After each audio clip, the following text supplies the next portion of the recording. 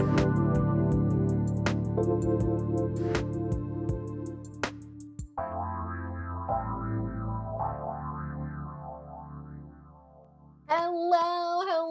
everyone. I'm so excited to be here today for the Crooked Climb with Suzanne and Denise. Hello, Um, hello. what's up, Denise? It's been forever. I can't Uh, believe it. You've been away on vacation for 3 weeks, and 3 what an weeks. appropriate topic for today because you've been getting extra sleep on this trip. I have, and it's been amazing. You kind of forget how much you need to get that correct amount of sleep, because most of us don't get it on a regular basis. So being here and just not having to be up and not having anything to worry about for the last 3 weeks has been really refreshing. It really has been an eye opener. Yeah, well, we so take sleep for granted, right? And most of us aren't getting enough. Mm-mm. And I'm really passionate about this topic because it's the number one thing I had to work on. So if I have to put this much effort into something, I'm definitely going to talk about it. So I'm really excited for this conversation today with you because we both kind of struggled on and off Mm-hmm. with our sleep. One, making it a priority, and then dealing with overactive brain, waking up too often. Yeah. And it really helps you feel good and helps you make Mm-hmm. better business decisions and be the best possible version of yourself. And we're going to talk today about some easy habits for our listeners to kind of help them get started, really maximizing their sleep efficiency and the sleep quality. Because it's not just about how many hours you get, it's about the quality of sleep Mm-hmm. that you're getting. Absolutely, absolutely. But we do need to start with how many hours do we need or should we be getting? Hmm. And I know for myself, for me to function at my best, I need 8 hours and I need a solid 8 hours. What about you, Suze?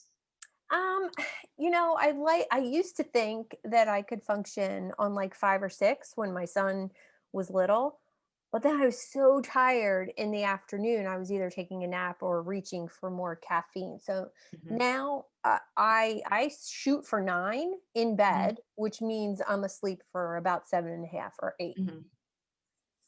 It's funny that you say that, when Sean was little, that, you would get maybe 5 hours and then, have some caffeine, which of course then later on messed up your sleep. So it did get into a big cycle. And we'll talk Yeah. about that a little bit more. Um, but I think a lot of people really do believe that, oh, I'm fine on 5 hours of sleep. And then, on a weekend, on a Saturday, they sleep, 15 hours. Yeah. And because you're trying to catch up. Because if your body's not rested, it can't do all of the things that it needs to do, for it to function properly. Forget about feeling good, but just your body functioning the way it needs to. And it is 7 to 9 hours is recommended for adults.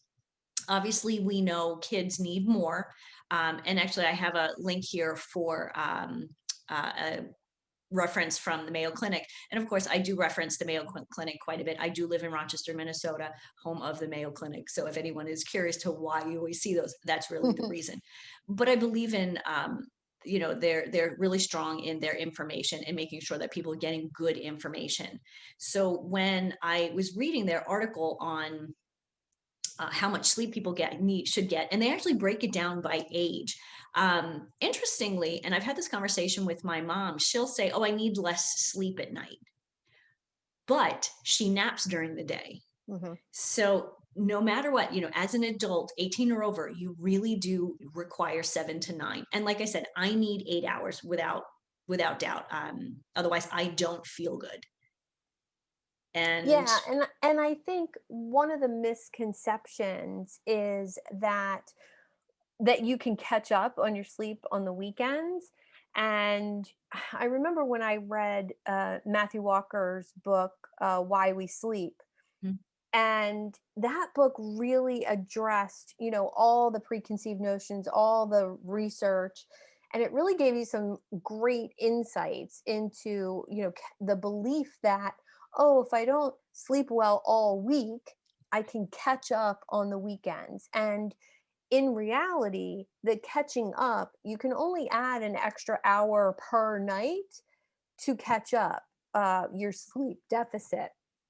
So if you imagine getting 5 hours of sleep every night, Monday through Thursday or Monday through Friday, and so then you're short 3 hours a night, you actually have to make up an extra hour for almost 3 weeks to have your Wow. brain function be back to what it was if you had been getting 8 hours of sleep a night. So that kind of blew my mind that you can't just make it up on the Mhm. weekends, that it's only about an hour's deficit that you get each night to make That's up. interesting. I didn't know that. So basically Hmm. all those nights, when we were in college, like staying up, cramming for exams, really was a waste of time. Yeah. Yeah. And you Who can't knew? you can't make up, you know, to, a week of bad sleep takes you 3 weeks to make up for that. Wow. So when I thought about that, I thought, dear Mhm. God, I'm going to be making up sleep until I'm 90 years old at the rate I'm at, right? So it really, humans were not evolved to function with less than 7 to 8 hours. And that misconception that so many people have, that, oh, I can function on 4 or 5. In reality, it's only about 2% of the population who have normal brain function on that amount of sleep.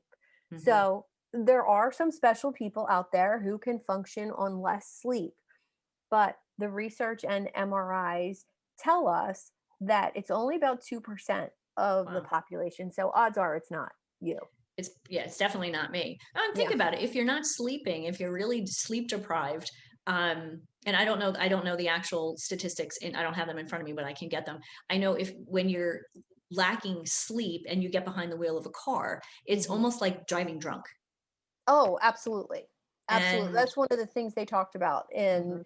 in this book, is that your cognitive function drops down so much Mhm. that it's almost like you have a blood alcohol level of 1.5.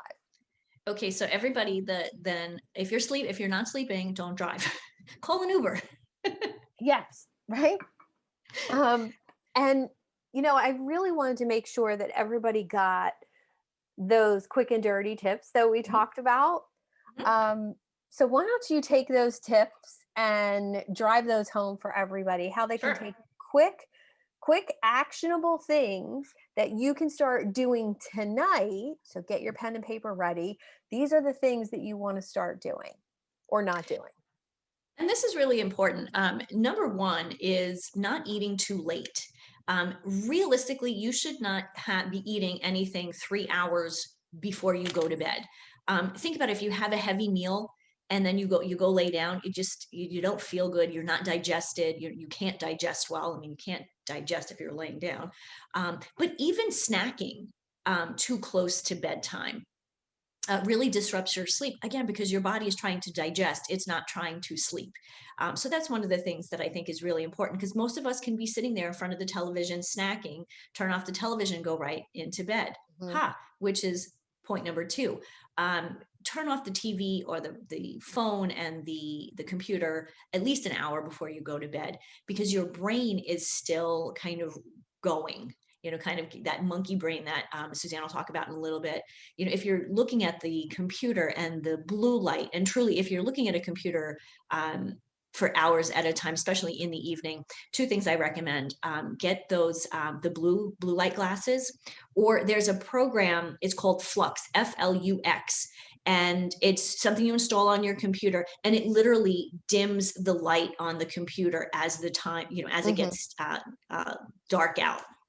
So, Yeah, and if you have an Apple computer, you can do that right in your settings. You can adjust it to take as much blue light out as possible, and you can set that just to start dimming your computer at like 4 o'clock, and mhm. it gradually gets darker. And it's not bad. I leave mine on like that all the time. Yeah, I use the Flux, because I don't have I have a PC, so I use the Flux app. I will say though, with time zone changes, it really kind of messes it up a little bit. So you do have to go in and adjust it. But talking about darkness and the light, one of the things that is really important, if your room isn't dark enough, if there's a night light or if there's light coming in from the full moon, we had a full moon out here last night. Well, I would imagine you had a full moon where you are too.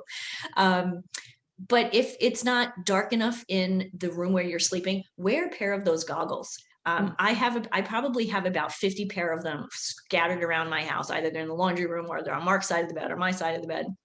And truly, I never really believed in them until I actually used them. So Mhm. that's quick and easy. Find, you can order them online. There have been times when I didn't have one closed and I just put a towel over my eyes. That Mhm. works too, short term.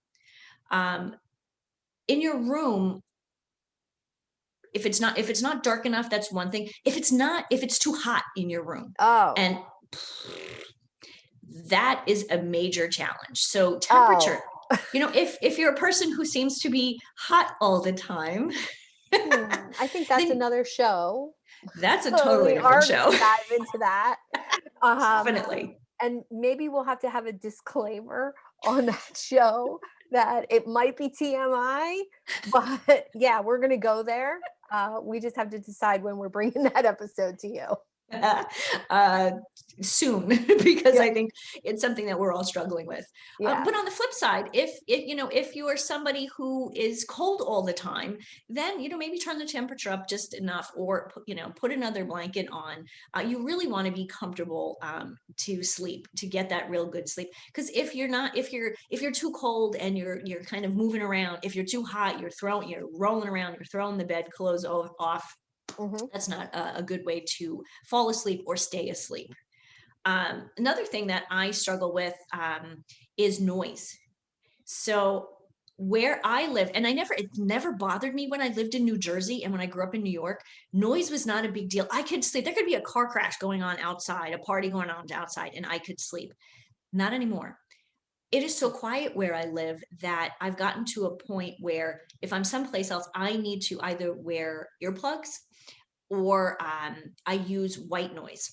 And Mm. you can get the white noise right from your phone. They have white noise machines. I actually use my white noise machine in my office when I'm working down there, and I have the sound of ocean waves because it's very calming to me. And though those days when I haven't had enough sleep, that could kind of put me to sleep. Um, but truly, if we're talking about getting to sleep and staying to sleep. If it's too noisy, then earplugs, a white noise machine really works wonders. I did mention this before, at least an hour before bed, turn off the electronics. And this is one people don't really think about. You have a busy day and you think, oh, I've got to get my exercise in. I've got to get my exercise in. I'm going to go to a 7 o'clock pump class. Mhm. And so you're done at 8 o'clock and you go to bed at 10, maybe. You haven't Mm. had enough time. Your body hasn't had enough time to kind of calm down. Your heart's still going probably too fast if you've been to a pump class. But you really do need at least 3 to 4 hours before you fall asleep to exercise. So no more than 3 or 4 hours before you're going to go to sleep. So those late classes that people really like are really not helping them to sleep. They may be helping them with their physical fitness, but then if they're not sleeping well because of that, that might be it something to reevaluate and to take a class a little earlier. And then, of course, the last quick thing is, think of the circadian rhythms. How your body naturally is working during the hours. Like from 4 in the morning till noon, your body is in not digestion mode, elimination mode. So you want to be sleeping at that point, at early in the morning as the sun rises, your body is ready, your hormones are doing certain things. So pay attention to the circadian rhythms. People who work night shifts, when they try to flip over and go into day shift, their circadian rhythms are all messed up. And so that's something that we really need to think about is, if it's daytime and you should be up, then you should be awake. If it's nighttime, you should be sleeping. And when you try to do something, if you try to go against that, your body doesn't like it. It's going to fight you, and you're not going to feel well. And So, that's something I just experimented and heard about, more about circadian rhythms last year. And, in the wintertime, we're dealing with those shorter days, more dark hours, at least here in New Jersey on the East Coast. Almost all of the United States yeah. deals with that. And one of the things that was recommended to me was to, when I do get up in the morning, I'm getting up in the dark, right? And it's Mhm. probably dark for at least an hour or two this time of year because I get up at 5:30. When the sun does come up, to actually stand in the window in the sun, if it's warm enough, go outside and allow the sun to hit your face and your eyelids, especially just for 5 minutes. And that signals your brain that it's time to be awake. And since I've been doing that, I'm lucky enough that my office here is a sunroom. So Mhm. when the sun does come up, it comes right in the window to my left here. And I just turn and put my face in the sun. And I've noticed a remarkable difference in how awake I am in those hours before noontime when I do that. That's really important. It really is. And when it's dark so early, it's getting a little better now this time of year. But back in December, back in December, it's so dark so early. One of the things that I always recommend is one of those white lights, one of those fluorescent lights, Mhm. because that will help with effective defective. Help me here. Seasonal affective Thank you. disorder. Seasonal Yeah. affective disorder, because that's something that also can disrupt your sleep. Yeah. So all of these things are really important to pay attention to, and ask yourself the question, what helps you sleep better? What are the things that are keeping you from sleeping? So with that, Suzanne, let's talk about some sleep disruptors. So obviously we just talked about some things that we can do better. What's really keeping us up though? Well, truly, I think the number one is that you don't value sleep and you don't make it a priority. You don't put it number one on your schedule. Everything else comes first, Yeah. from chores to watching TV to work, maybe. You're checking emails right before bed. So, putting a Mhm. value on it that's really high on your personal self care routine, I think is key, and that's number one. Like, realize how important it is. Inconsistency is number two, getting 4 hours one night, eight the next night, then four, then eight, then seven, then. Mhm. So, going to bed at a consistent time every night, pick a time. If you need to get up at 6, count back 8 or 9 hours, and that's Yeah. the time you should be in bed, and be consistent with Yeah. that. Set your priorities to do that consistently. Don't use screens too late at night. Anxiety, caffeine, alcohol, tobacco, eating too late, like you said, Mhm. exercising too late, and then that suboptimal sleep environment. If Mhm. it's too hot, if it's too cold, if your covers are too tight, if your sheets are too itchy, if there's too much light, like, it really is Yeah. a uh, kind of battle to optimize all of those things at one time. And we're not asking you to do that. I would say start with one. Start with your diet Mhm. and start saying to yourself, I'm going to eat at least 3 hours before I go to bed. um, and if you find yourself waking up at night because of anxiety or stress or an Mhm. overactive monkey brain like I have, I'm dreaming of like sales funnels and emails at night, and oh, how am I going to hook that together? Literally waking up in the middle of the night thinking about a client's business and how I'm going to link their stuff together. Like, Mhm. I need to shut that down Yeah. way before it's time to go to bed. So, One of the writing ways you down. can do that, Suzanne, and this is Mhm. something that I'm not as consistent with this as I need to be, but I really try to be, and I believe in this. If you are waking up and have all those thoughts, one, if you can, write it down before you go to bed. Yes. Um, but if I keep a notebook and a pen next to my bed, because if it's something like, "Oh, I don't want to forget, I don't want to forget," I wake up, I write it down, and then I don't have to think about it anymore because it's written down. And so I Yes. can come back to it. Because how many times do you have a great thought and you go, "Oh, I'll do that in the morning. I'll worry about that in the morning," and then you Hmm. forget about it, or it keeps you up. Writing Yes. it down, just it takes that stress out. It's there, it's written down. You can move forward and go, okay, relax, breathe, relax, Yes. Yeah. and go to sleep. Yeah. Yeah. Let it go. Mhm. I think that was the hardest thing for me to really tackle. Yeah. And I noticed that with a lot of entrepreneurs that I work with that, just because it's time for bed, your brain doesn't realize that it's time to start working.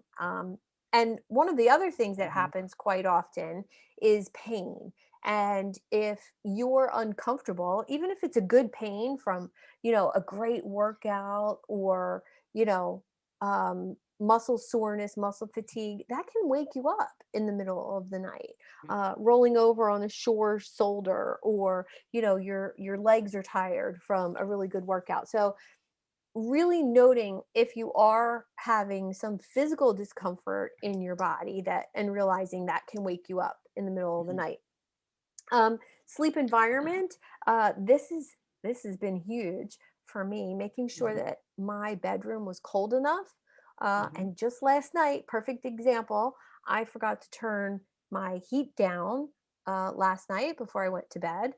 And we keep our house relatively cold. So I believe it was set on 68. So that means in my bedroom upstairs, it was over 70, and Mhm. I woke up at 12:15. The heat was running, my throat was dry, my nose was Yeah. dry. I had to get up and go downstairs and turn the heat down because I almost went out on my porch because I was so hot. So, but again, that's that other show. I've done that once or twice. Yeah. And so I really think putting that nighttime routine in place, figuring out what is keeping you up, what's waking you up, and making a plan to fix that one thing or start with one thing at a time, and then putting that PM routine in place. And I think we'll go through this PM routine really quick. Denise, what's your PM routine? So for me, I actually am one of those people. I eat a little later, so I usually eat about 7 o'clock at night, 6:30, 7 o'clock at night. And when it's summertime, it may even be later. But what happens then is the time I go to bed changes and the time I wake up changes. So no matter what I'm doing, I always plan that. I know when I'm having dinner. I know then when I need to go to sleep. So before I actually finish. So my evening routine actually starts before I leave my office. And what I do then is I write down the top three things that I need to do the next day. Again, this way I'm not thinking about it. So that's the first thing I do. Dinner is planned, we've eaten. I tend to turn the television off. I might read a little bit, but it's usually something fun, nothing work related or anything heavy. Usually it's a fun book, and that kind of changes my whole mood. Like I'm like, oh, okay, this is fun, and it calms me down. It kind of calms my heart rate. It gets me more comfortable and ready for Yeah. bed. But obviously an hour before, I always turn off my phone. I actually leave my phone in the kitchen. I never bring it into the bedroom. Yeah, me too. I leave mine in my office. It makes noises. I don't know how to turn off some of the bings and bobs and noises that it makes. Yep. So there have been times like, at 2 o'clock in the morning, it'll make a sound. And so I keep that away. And that really is good also. You don't want to have all of this electronics. At some point we need to kind of detox there. Yeah. Um, what I like to do is I like to take a bath or shower before I go to bed. Kind of just cleans the day, cleans Yeah, away me the day. too. And again, not too hot, but that warm water is relaxing. Sometimes I'll jump in the hot tub, um, just for a little bit. Again, it's relaxing. And so that really kind of gets my body ready to enjoy 8 hours of sleep. Yeah. And then again, I do listen to white noise. Even at home, we have a fan going in the bedroom. A lot of times Mark will have additional white noise. because interestingly, where I am in Minnesota, it's so quiet that any kind of noise, the house is creaking or any kind of outside noise I hear, and that wakes me up. So that white noise is really important. Funny story, when I was a kid, I used to fall asleep to a cassette tape. I'm aging myself, of the Beach Boys. And it was one of those that kind of the last few songs were kind of slower and more calm and kind of lulled you to sleep. Hmm. And so I've kind of always kept that. I've always fallen asleep to either some kind of soothing music or some kind of white noise. Um, and then I really do try to go to bed the same time every night. And I think that to me is the most important piece, is to make sure it's pretty close most nights. Yeah. So, Well, uh, it looks like we have to wrap up already. I can't believe it's over. Thank you, everyone, so much for joining the show today. We're going to have to talk more about sleep routines and tools for sleep.